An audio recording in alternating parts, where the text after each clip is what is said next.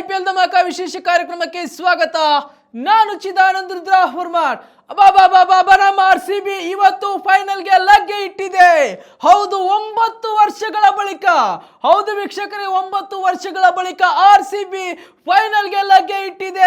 RCB ಅಭಿಮಾನಿಗಳು ಇವತ್ತು ಸಂತೋಷದ ಅಲೆಯಲ್ಲಿ ತೇಲಾಡ್ತಾ ಇದ್ದಾರೆ ಅಂತ ಹೇಳ್ಬೋದು. ಈ ಒಂದು ಪಂದ್ಯಕ್ಕಾಗಿ, ಈ ಒಂದು ಕ್ಷಣಕ್ಕಾಗಿ ಕೋಟಿ ಕೋಟಿ ಅಭಿಮಾನಿಗಳು ಕಾತುರದಿಂದ ಕಾಯ್ತಾ ಇದ್ರು. ಇವತ್ತಿನ ಪಂದ್ಯಕ್ಕಾಗಿ ಆ ಒಂದು ಅಭಿಮಾನಿಗಳ ಆಸೆಯನ್ನ ಇವತ್ತು ನಮ್ಮ ಬೆಂಗಳೂರು ಬಾಯ್ಸ್ ಈಡೇರಿಸಿದ್ದಾರೆ. ಹೌದು, ಇವತ್ತು ಚಂಡೀಗಢನ ಒಂದು ಸ್ಟೇಡಿಯಂನಲ್ಲಿ ಕ್ವಾಲಿಫೈಯರ್ 1 ಪಂದ್ಯ ನಡೆದಿತ್ತು.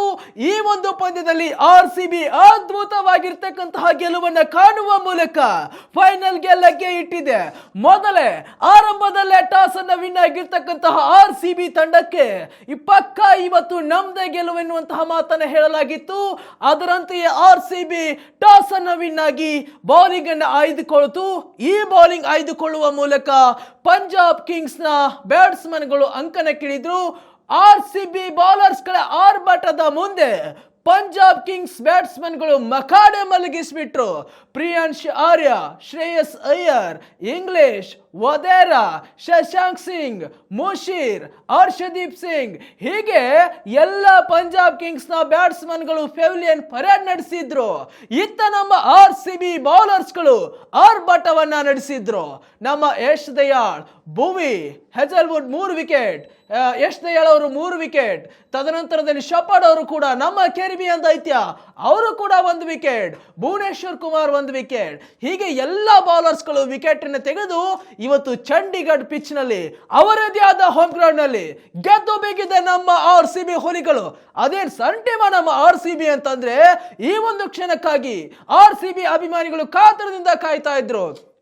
ಸೀಸನ್ 18 ವಿರಾಟ್ ಜರ್ಸಿ ನಂಬರ್ 18 ಪಕ್ಕ ನಮ್ದೆ ಎನ್ನುವಂತಹ ಸ್ಲೋಗನ್ ಮೂಲಕ RCB ಸೀಸನ್ 8 ನಲ್ಲಿ ಕಣಕ್ಕಿಳಿದಿತ್ತು.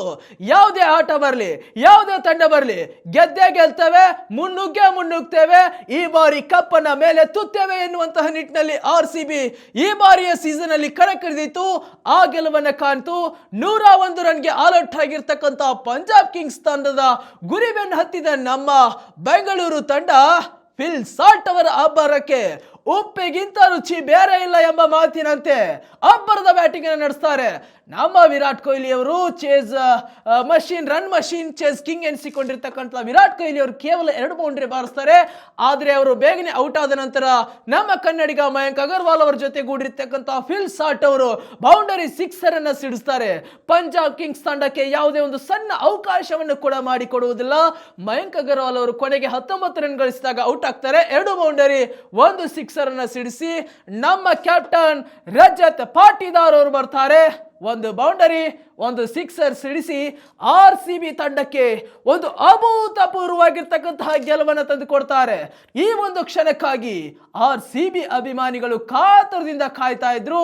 ಈಗಾಗಲೇ ಸೋಷಿಯಲ್ ಮೀಡಿಯಾದಲ್ಲಿ ಸಿಕ್ಕಾಪಟ್ಟೆ ನಮ್ಮ RCB ತಂಡದ ಬಗ್ಗೆ ಹೊಗಳಿಕೆ ಆರಂಭವಾಗಿದೆ.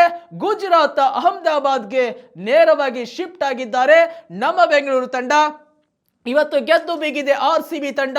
ಬಹಳಷ್ಟು ವರ್ಷಗಳ ಬಳಿಕ RCB ತಂಡ ಈ ಒಂದು ಅಭೂತಪೂರ್ವವಾಗಿರ್ತಕ್ಕಂಥ ಗೆಲುವನ್ನು ಕಂಡಿದೆ. ಇನ್ನೊಂದೇ ಮೆಟ್ಟಿಲು RCB ಕಪ್ ಮೇಲೆತ್ತಲು ಇವತ್ತಿನ RCB ಆರ್ಭಟ ಹೇಗಿತ್ತು? RCB ಬೌಲರ್ಸ್ಗಳ ಧೂಳಿಪಟದ ಮುಂದೆ ಆ ಒಂದು ಪಂಜಾಬ್ ಕಿಂಗ್ಸ್ ನ ಬ್ಯಾಟ್ಸ್ಮನ್ಗಳು ಧೂಳಿಪಟವಾಗಿದ್ದರ ಬಗ್ಗೆ ನಿಮಗೇನಿಸ್ತು? ಇವತ್ತಿನ ಗೆಲುವಿನ ಬಗ್ಗೆ ನೀವೇನು ಹೇಳ್ತೀರಿ? ಒಂದು ಕಮೆಂಟ್ ಹಾಕಿ. ಮತ್ತೆ ಬರ್ತೇನೆ. ಈ ಒಂದು ಕಾರಣ ಏನು? RCB ಫ್ಯಾನ್ಸ್ ಸಿಕ್ಕಾಪಟ್ಟೆ ಆನಂದದ ಅಲೆಯಲ್ಲಿ ತೇಲಾಡ್ತಾ ಇದ್ದಾರೆ. ಆ ಸ್ಟೇಡಿಯಂ ಹತ್ರ ವೈಬ್ ಹೇಗಿದೆ? ನೆಕ್ಸ್ಟ್ RCB ಅಭಿಮಾನಿಗಳು ಏನ್ ಹೇಳ್ತಾ ಇದ್ದಾರೆ? ಹಾಲಿ ಮಾಜಿ ಕ್ರಿಕೆಟರ್ಸ್ ಏನ್ ಹೇಳ್ತಾ ಇದ್ದಾರೆ? ಎಲ್ಲದರ ಬಗ್ಗೆ ಮತ್ತೊಂದು ವಿಡಿಯೋದೊಂದಿಗೆ ಬರ್ತೇನೆ. ನೀವು ನೋಡ್ತಾ ಇರಿ ವಿಶ್ವವಾಣಿಯ IPL ಧಮಾಕ ವಿಶೇಷ ಕಾರ್ಯಕ್ರಮವನ್ನ. ನಮಸ್ಕಾರ.